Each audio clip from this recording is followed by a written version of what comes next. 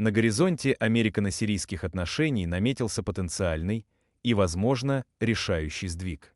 Поступают сообщения, заслуживающие пристального внимания, о том, что администрация президента Трампа выражает готовность рассмотреть вопрос ослабления жестких санкций против Сирии. Однако это важное предложение не является безусловным. Оно тесно увязано с выполнением Дамаском целого ряда строгих требований. Эти требования направлены, как заявляется, на восстановление необходимого уровня доверия с новым сирийским правительством, которое возглавляет Ахмад аш-Шараф. Экономические санкции, как всем хорошо известно, на протяжении долгого времени оказывали удушающее воздействие на сирийскую экономику, и их смягчение могло бы стать не просто облегчением, а настоящим спасательным кругом для страны, стремящейся к восстановлению. По данным авторитетного американского издания Wall Street Journal, которое, как утверждается, ознакомилось с деталями американского предложения, Белый дом уже передал этот документ с перечнем условий новому сирийскому правительству. Газета недвусмысленно характеризует выдвинутые условия как «жесткие», однако подчеркивает, что их выполнение сулит Сирии два важнейших приза: официальное признание со стороны Вашингтона и долгожданное, критически необходимое ослабление удушающего санкционного режима. Основной посыл этого предложения, как сообщают источники, заключается в переходе к новой парадигме – работать вместе, договариваться, а не продолжать конфронтацию. Давайте теперь более детально рассмотрим, чего именно требуют Соединенные Штаты от нового сирийского руководства. Первое и, возможно, самое чувствительное требование – это предоставление Вашингтону прямого разрешения и возможности проводить собственные контртеррористические операции непосредственно на суверенной сирийской территории. Параллельно с этим, от сирийского правительства ожидается не просто молчаливое согласие, а выпуск четкого официального заявления, выражающего поддержку международной коалиции, ведущей борьбу против ИГИЛ, запрещенная в России террористическая организация. Далее, администрация Трампа требует от нового сирийского правительства не только формальных деклараций, но и активных действий. Необходимо издать публичное заявление, осуждающее все джихадистские группировки. Что более важно, предпринять конкретные, ощутимые шаги по изгнанию всех иностранных боевиков, находящихся на территории страны. Еще один весьма специфический пункт в списке требований касается палестинских группировок, исторически имевших присутствие в Сирии. Вашингтон настаивает на полном запрете их политической деятельности внутри Сирии и на последующей депортации их членов за пределы страны. Это политически заряженное требование, очевидно, отражает более широкие региональные интересы США. Критически важным элементом американского ультиматума является требование обеспечить полную и проверяемую безопасность всех имеющихся запасов химического оружия.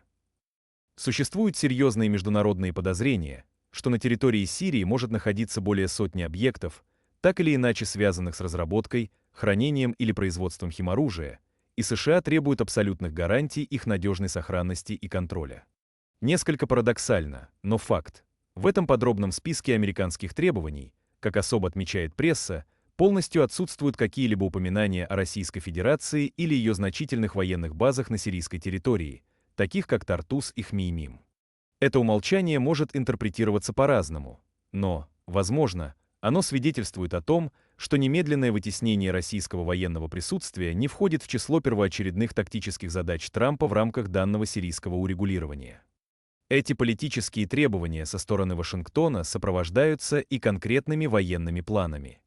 Соединенные Штаты подтверждают намерение сократить свой воинский контингент в Сирии, который сейчас насчитывает около 2000 военнослужащих, примерно наполовину.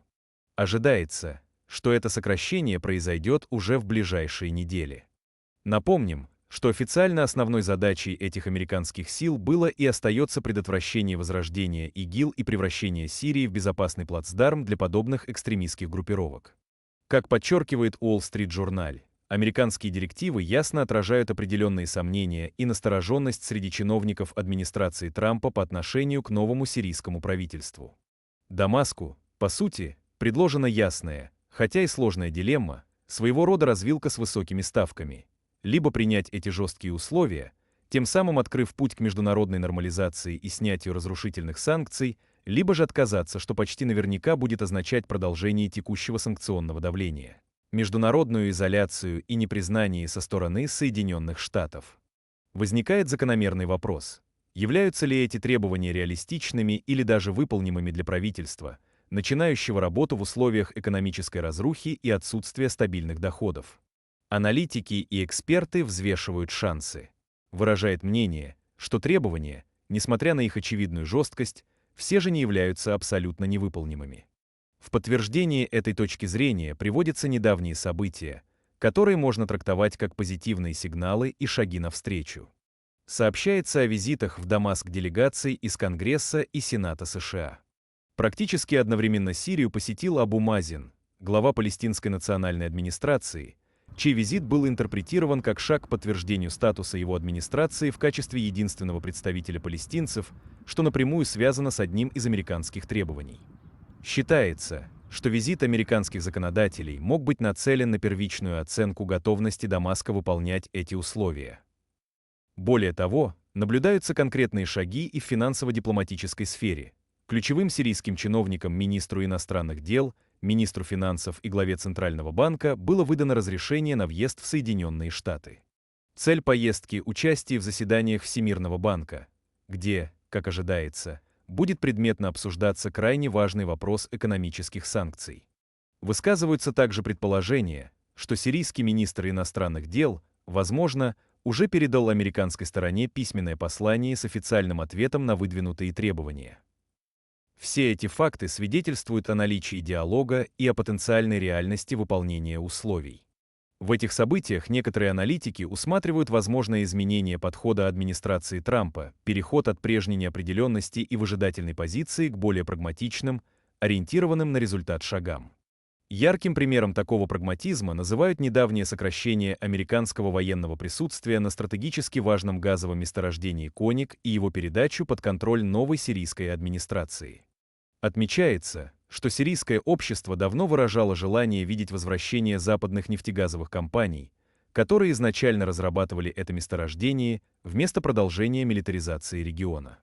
Существует мнение, что президент Трамп и его окружение сейчас мыслят практически. Возможно, они видят экономическую выгоду и стратегический смысл в том, чтобы разрешить американским, европейским и компаниям из стран Персидского залива, которые также заинтересованы в стабилизации Сирии, войти в страну для ее восстановления, возрождения нефтяного сектора и обеспечения светского характера сирийского государства. Что же требуется от международного сообщества для восстановления Сирии? Ключевым сигналом стало бы снятие санкций с Центробанка и его возвращение в глобальную финансовую систему, например, SWIFT, что критически важно для экономики и торговли. Таким образом, новое правительство Сирии стоит перед выбором, получив от США сложную дорожную карту. Выполнение условий может открыть дверь к снятию санкций и началу восстановления, но решающее слово остается за Дамаском.